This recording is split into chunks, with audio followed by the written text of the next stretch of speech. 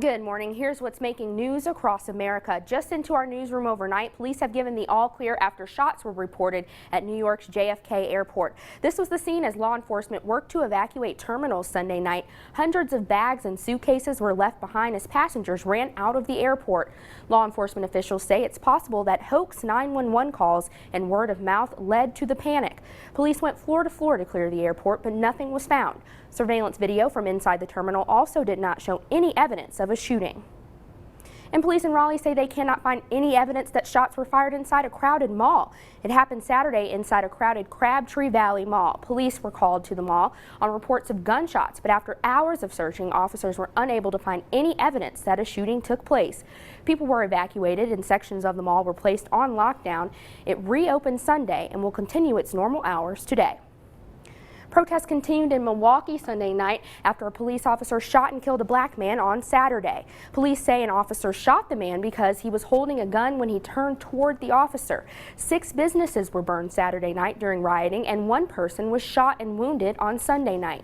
Wisconsin's governor says the state's National Guard won't be deployed in Milwaukee unless the city's police chief decides to do so. And this morning, 10,000 flood victims in Louisiana are waking up in shelters. Torrential rains over the weekend left entire neighborhoods in the state underwater. The governor says 20,000 people were rescued as water continued to rise. In some areas, more than 24 inches of rain has fallen since last Wednesday.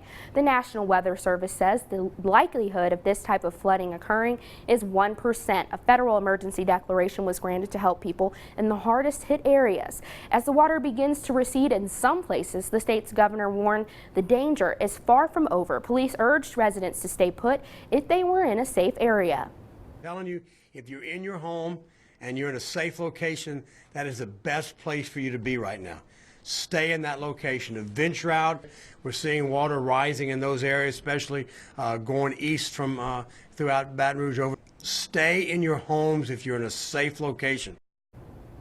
Major highways like I-12 were also shut down. Some drivers were even stranded on the roads for more than 24 hours. Very crazy. We never experienced anything like this.